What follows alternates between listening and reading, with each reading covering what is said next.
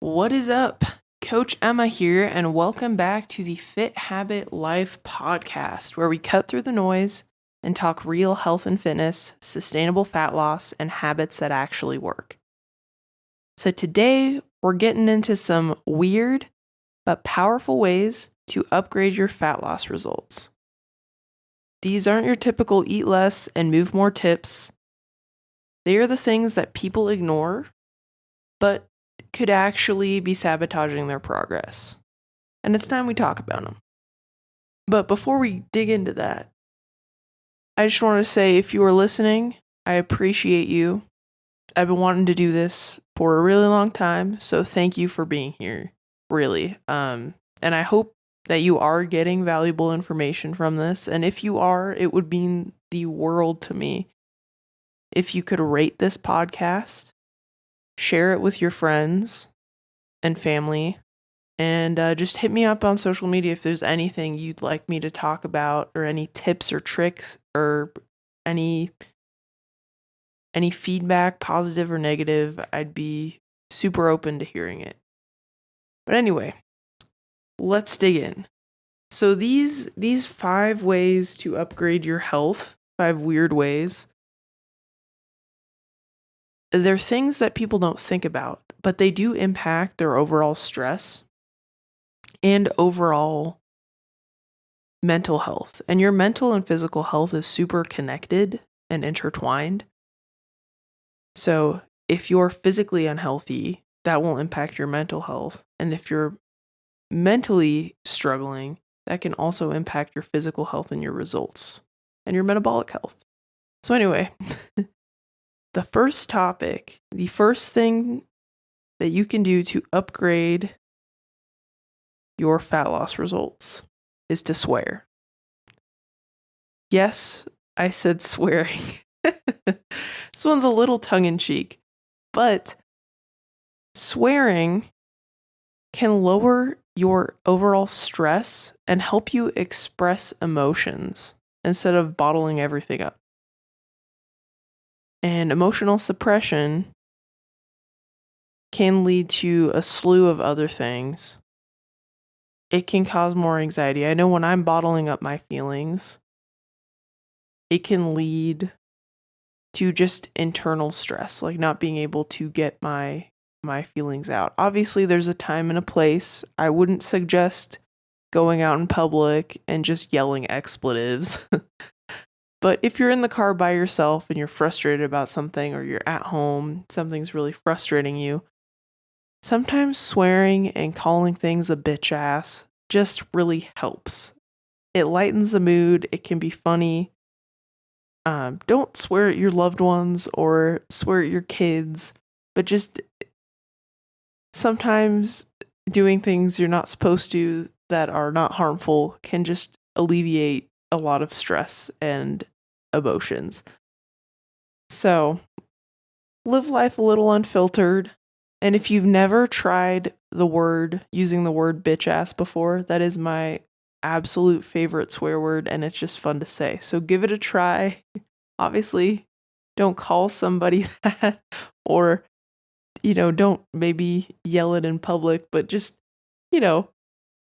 live life a little unfiltered every now and then.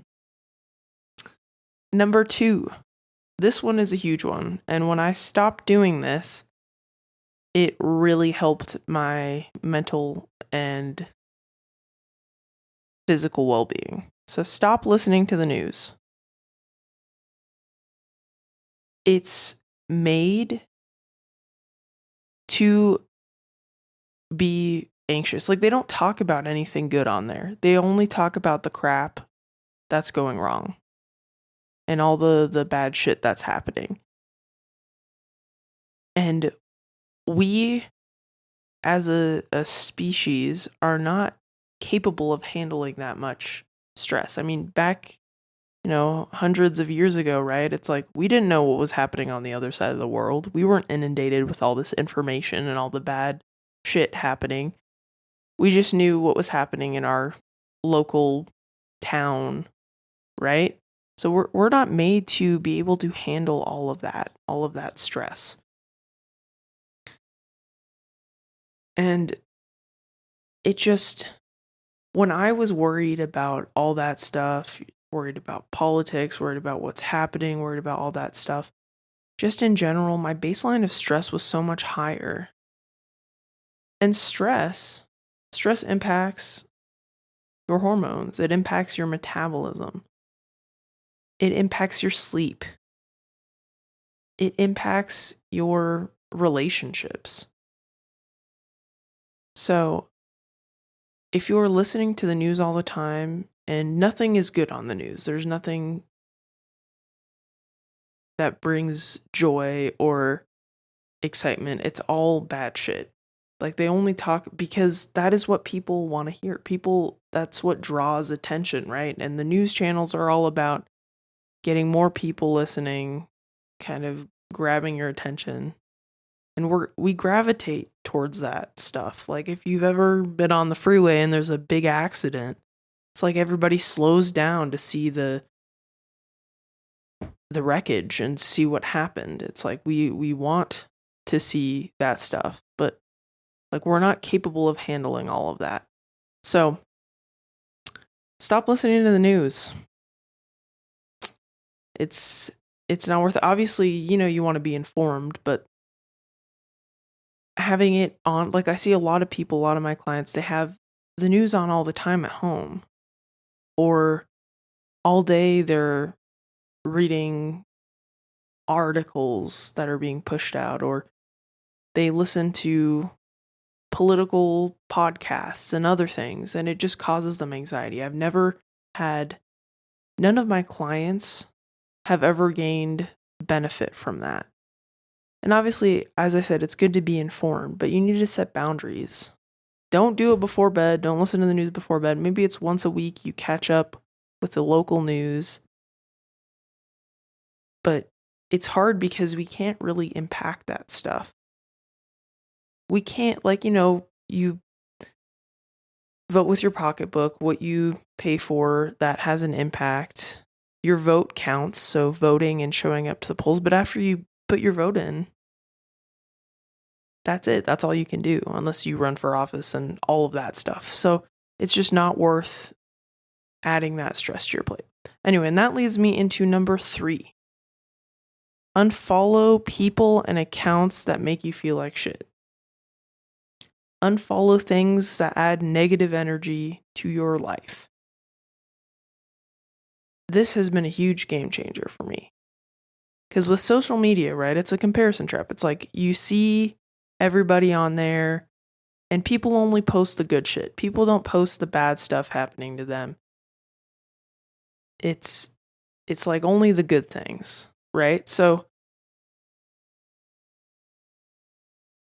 following people that you compare yourself to, where you're like, why don't I look like them? Yada yada, whatever. One, you don't really know what's happening behind the scenes, but just seeing somebody and comparing yourself to them, that's just negative energy you don't need. It can kill momentum and your confidence in yourself. Like, oh, why don't I look like her? I'm doing all the same things. Or, oh, so it's just worth following people that put positive energy out and that make you feel good. So if somebody you're following doesn't make you feel good, or they're, constantly putting negative energy out, just unfollow them. You can cultivate your space. The more stuff you engage with, the more of that type of stuff be put in front of you, because social media wants to keep you on there, right? Like Instagram, Facebook, they want you on the platform. So they're going to put the stuff out that you spend the most time looking at and liking and commenting and engaging with. So if you engage and comment and spend time watching negative things, all of your feed is going to be negative. But if you engage in positive things and people that put positive energy out into the world, you'll get more things like that. And doing that has really helped me. So basically, curate your feed, curate your social media to be positive, And even like just in general, setting like timeline on social media so you're not sitting there scrolling for hours is also beneficial. Okay, number 4 weird thing that can impact and upgrade your fat loss results. Start a spiritual practice. It does not have to be religious. I am a Christian and it's helped me tremendously, but just starting a practice that kind of removes you, like makes you realize like how small you are on the in the grand scheme of things, helps relieve a lot of stress. I've noticed personally. So, doing things like breath work, meditating, and just realizing how small you are on the in the grand scheme of things can really help like regulate your central nervous system and just really help improve your stress, your resilience, and your ability to cope with things. Because once you realize it's like, oh, in the grand scheme of things, the world does not revolve around me and things happen and it's okay that they happen. And you realize that in the grand scheme of things, it's not a big deal. It helps gives you more perspective and alleviates a lot of stress. So ways to do that, as I was kind of touching on, is doing like breath work, meditation, a gratitudes practice, prayer, journaling, just will help you regulate your stress better. And that stress impacts your metabolism, your digestion, your sleep, your hormones, which are all super important for fat loss. So try it out. Try out one or two of these practices, or just in the grand scheme of things, like look at yourself compared to the universe, right? Compared to the planet. There's like billions of people on this earth, and there's billions of stars and other things. So, like, in the grand scheme of things, we're like a little speck of dust. So, when you put that into perspective, all the other things, it's like, they don't matter as much. So, it helps. And then number 5, this was a huge game changer for me and my results and my mindset. And it's kind of a weird one, but upgrading your environment. And there's kind of two things in this. So one, just like being in a more organized, clean, and decluttered space, oddly enough, can really help alleviate stress. Most people don't realize it, but it's your environment and where you are can change your mental state. So anyway, so if you live in a very disorganized, chaotic environment, you might have feelings of anxiety and stress subconsciously, even if you don't realize it. And that's just increasing your baseline daily stress, which you don't need. There's enough crap to worry about and stress about nowadays. So, declutter your environment, give it a try. But number 2, just who you hang around with, who you spend time with. That's part of your environment, right? So, upgrading your social circle, like if the people that you're hanging around with now do not have the same values as you, do not care about your health or your fitness, or they tend to do things that negatively impact your goals. Like if you're trying to lose body fat and you're trying to eat a more well-balanced diet, and your friends, all they want to do is go out and grab pizza or go out to fast food, and they don't want to exercise, they don't like to exercise, they don't like to cook at home, or they're not interested in doing that. They just want to get drunk and go out and drink and stay up late and eat fast food. Then it might be time for you to find some other friends that have similar interests as you. Because there's a saying, and it's like the 5 people you spend the most time around, you'll or look at the I think it's something like look at the 5 people you spend the most time around, and that's what you'll be like. And so upgrade your circle, upgrade your friends. Find people who have similar goals to you. Spend time with them, because who you spend the most time with, their habits and their tendencies rub off on you. So, it's something worth doing. And so with starting my business, I joined a business networking group, and just being around other entrepreneurs and business owners has really helped me and my business, because I'm learning from them. I'm seeing what they do and that what works. We have similar goals, right? We're both, we're trying to build our businesses. And so it just helps to be around somebody with a similar goal, similar mindset, similar drive, doing similar things. So, um and I'm not saying you shouldn't be friends with somebody because they like to eat fast food or they like to eat pizza or whatever, but it's like maybe during this time of your life as you have goals, hang around people who are supportive of those goals and who will do those things with you, because it just makes it so much easier.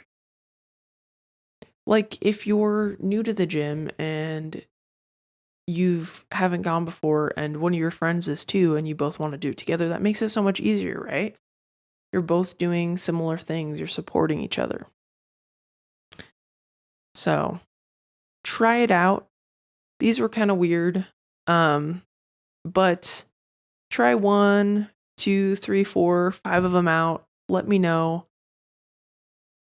The basis is these things are helping you reduce your overall stressors, essentially. And as I said, stress really impacts your metabolism, your hormones, your sleep quality, which all contribute to fat loss.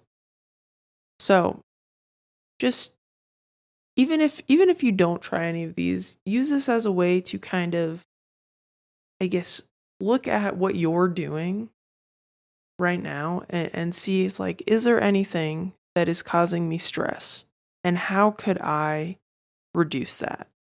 Right? So maybe it's one of these practices. Maybe you listen to the news all the time. Maybe you don't spend time meditating or thinking on your thoughts. Maybe you live in a very cluttered environment. So anyway, hope this gave you something to think about. And if you're stuck on that number on the scale, you feel like you're doing everything right, but nothing's working, maybe look outside of the box. Like I said, maybe try one of these weird things. And tag me on Instagram if you do. Let me know how it goes. My Instagram is at fit.habit.emma. It'll be in the show notes. And if you want some one-on-one support, there will be a link in the show notes to book a free consultation call, and we can chat about what my one-on-one coaching looks like. I also have, I think there's a fat loss guide I'll link below and some other free resources. So, but yeah, just hit me up. Let me know if this resonated with you. Let me know if you think this is really weird, and give me feedback. Like, share if you enjoy this. If you think a friend could benefit from it, share it with them. And yeah, that's it for today. So I'll see you next time. Stay weird.